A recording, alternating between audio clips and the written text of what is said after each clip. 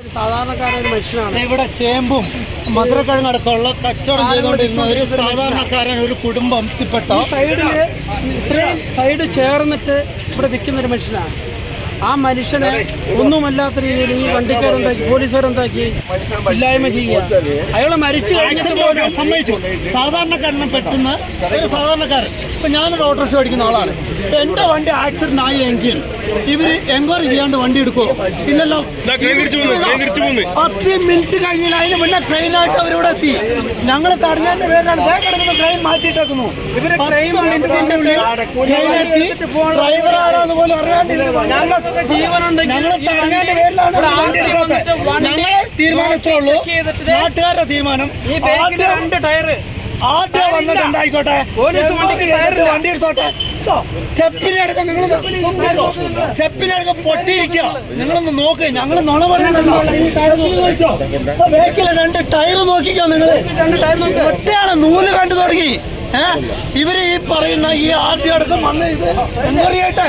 Enquiry ചെയ്തിട്ടുണ്ട്. ഞങ്ങൾ സമ്മതിക്കില്ല. മാനന്തവാടിയിൽ ആർച്ച് എങ്ങനെ ഫിറ്റ്നസ് കൊടുക്കും?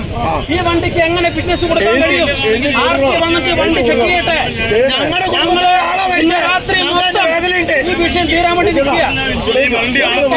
മനുഷ്യനെ അതിനൊരു കോൺഗ്രസ് ഇല്ല. 10 മിനിറ്റ് കഴിഞ്ഞാൽ അതിന് മുന്നേ വണ്ടി എടുക്കാൻ വേണ്ടി ട്രെയിനായിട്ട് വന്നിരിക്കുക. ട്രെയിനായിട്ട് വന്നിട്ട് ഉണ്ടായി കളിക്കുക. സി എ അടക്കമുള്ള ആളുകൾ ഒരു പോലീസുകാരൻ വന്നിട്ട് എന്നോട് പറയാം കോംപ്രമൈസ് ചെയ്യണമെന്ന്. നാളെ ഞങ്ങളുടെ കുടുംബത്തിലും ഈ പോലീസായിട്ട് യാതൊരു കോംപ്രമൈസും ഇല്ല. തയ്യാറല്ല. ഈ നാട്ടിലെ പൊതുസമൂഹം പറയാ ടയറില്ല, സ്റ്റെപ്പിനില്ല. ആർച്ചിയോന്റെ ഫിറ്റ്നസ് എന്താണെന്ന് ആർച്ചി വന്ന് നോക്കട്ടെ. വണ്ടി ആർച്ചി വന്ന് നോക്കിയതിനു ശേഷം ആർച്ചി പറയുന്ന വണ്ടി എടുക്കാൻ പറ്റുമെന്ന് പറഞ്ഞാൽ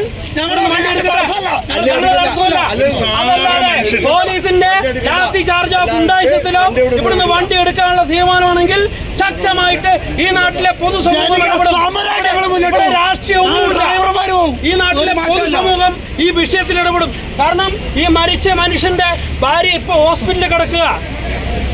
ആ ഭാര്യന്റെ എല്ലാ ദിവസത്തെ അന്നമായിരുന്നു ഈ മനുഷ്യൻ.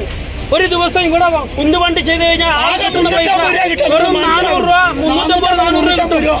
ആ മനുഷ്യൻ മരിച്ചിട്ട് പോലും ഈ പോലീസുകാര്, ഈ അധികാരികള് ഇവിടെ വളരെ ലാഘവത്തോടു കൂടി ഈ വിഷയത്തെ കാണുക. അവരുടെ വീട്ടിലേക്ക് നോക്കിയിട്ടില്ല. അവര് ട്രെയിനായിട്ട് വന്നിരിക്കുക വണ്ടി എടുക്കാൻ. ഈ നിമിഷം വരെ ഈ മനുഷ്യൻ മരിച്ചതായിട്ട് അറിയുന്നില്ല അവര്.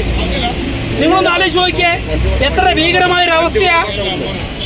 14-ാം തീയതി പള്ളിയൂർക്കാവ് കുടുംബത്തിൽ വരുമ്പോഴേ പോലീസുകാർ പറയുന്നത് ഇവിടെ മൊത്തം മഴയായിരുന്നു. എവിടെയാ മഴയുണ്ടായത്?